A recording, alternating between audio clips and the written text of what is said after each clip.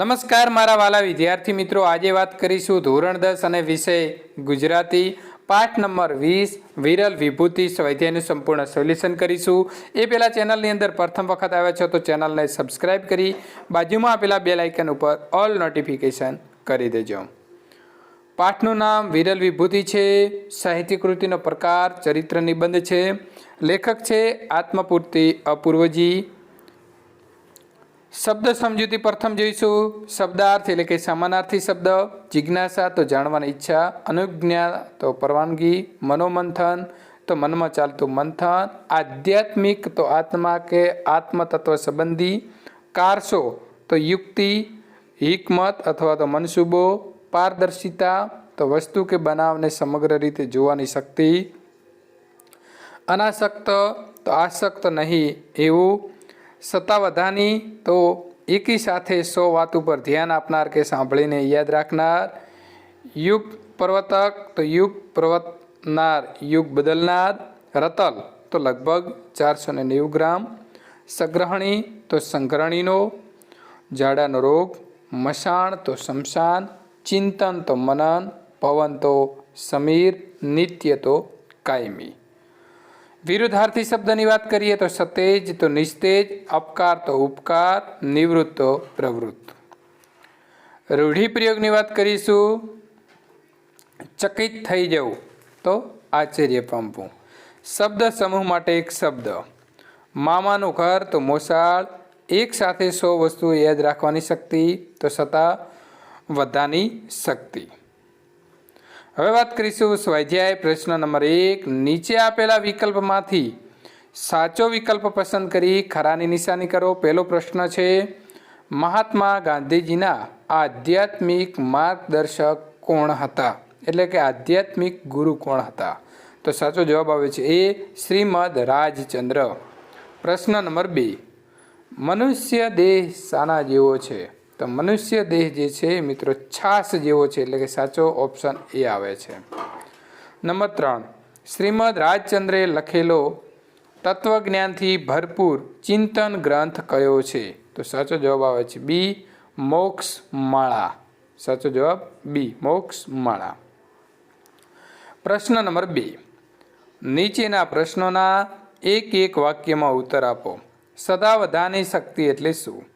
એક સાથે 100 વસ્તુઓ ભૂલ વિના ક્રમમાં યાદ રાખવાની શક્તિ એટલે સત્તાવધાની શક્તિ। નંબર 2, મનુષ્ય આત્મા શાના જેવો છે? તો મૂલ્યવાન મનુષ્ય આત્મા જેવો છે। પ્રશ્ન નંબર 3, નીચેના પ્રશ્નના 2-3 વાક્યમાં જવાબ આપો। નંબર 1, શ્રીમદ રાજચંદ્રની સ્મરણ શક્તિ અસાધારણ હતી એમ શા પરથી કહેશો? જવાબ, સામાન્ય વિદ્યાર્થીને 7 ચોપડીનું શિક્ષણ પૂરું કરતા 7 વર્ષ લાગે છે એ તેમણે માત્ર 2 જ વર્ષમાં પૂરું કરી નાખ્યું હતું। શ્રીમદ રાજચંદ્રની બુદ્ધિ સતેજ હોવાના કારણે તેઓ જે વાંચતા ભણતા તે બધું તેમને આપોઆપ યાદ રહી જતું હતું। આમ કહી શકાય કે શ્રીમદ રાજચંદ્રની સ્મરણ શક્તિ અસાધારણ હતી। નંબર 2, શ્રીમદ રાજચંદ્રની જીવદયા અને કરુણા કયા પ્રસંગમાંથી પ્રગટ થાય છે? તો જવાબ, તેમનામાં જીવદયા અને કરુણા હતા એ આ પ્રસંગમાંથી પ્રગટ થાય છે કે શાક સુધારવા જતાં તેમણે લીલી શાકભાજીમાં રહેતા જીવો જોયા। નાના હતા ત્યારે દેવમાએ તેમને શાક સમારવા આપ્યું, આ જોઈ તેમની આંખો ભરાઈ આવી। પ્રશ્ન નંબર 3, કયા પ્રસંગથી ગાંધીજી આશ્ચર્યચકિત થઈ ગયા? જવાબ, શ્રીમદ સહજ રીતે એક પછી એક બધા શબ્દો ગાંધીજીએ જે ક્રમમાં લખ્યા હતા તે ક્રમમાં કહી સંભળાવ્યા ત્યારે ગાંધીજી એમની સત્તાવધાની શક્તિથી આશ્ચર્યચકિત થઈ ગયા। ગાંધીજીએ તેમનું પારખું કરવા માટે જુદી જુદી ભાષાના કેટલાક શબ્દો લખ્યા અને એ શબ્દો તેમને શ્રીમદને વાંચી સંભળાવ્યા।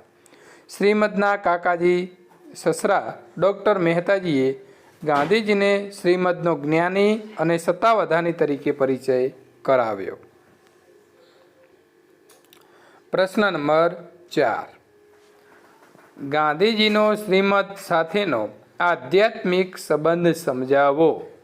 તો જવાબ લખીશું કે ગાંધીજીએ શ્રીમદજીના શ્રી આત્મસિદ્ધ શાસ્ત્રનું અંગ્રેજીમાં ભાષાંતર પણ કર્યું હતું. શ્રીમદ લિખિત કાવ્ય અપૂર્વ અવસર એવો ક્યારે આવશે? આશ્રમ ભજનાવલીમાં સ્થાન આપવામાં આવ્યું છે. ગાંધીજીએ આધ્યાત્મ અને ધર્મ સંબંધી કોઈ મૂંઝવણ હોય તો તેઓ તેમની પાસે રજૂ કરતા, તેમને પ્રશ્નો પણ પૂછતા. આ દ્રષ્ટિએ જોતાં એમ કહી શકાય કે ગાંધીજીનો શ્રીમદજી સાથેનો આધ્યાત્મિક સંબંધ ઊંડો તો હતો જ, પણ બંને એકબીજા સાથે અતરંગથી જોડાયેલા હતા. ગાંધીજી શ્રીમદજી પાસેથી સમાધાન અને માર્ગદર્શન પણ પ્રાપ્ત થતું. તેમની પ્રેરણાથી ગાંધીજી અહિંસા, હિંસા, બ્રહ્મચર્ય, અભય વગેરે જેવા ગુણોનો વિકાસ થયો હતો. શ્રીમદની સ્મરણ શક્તિ, બહોળું શાસ્ત્ર જ્ઞાન અને શુદ્ધ ચરિત્રથી ગાંધીજી એવા પ્રભાવિત થયા કે તેમના અનુરાગી બની ગયા. આથી ગાંધીજીનો આધ્યાત્મિક સાથેનો સંબંધ બહુ ઊંડો હતો.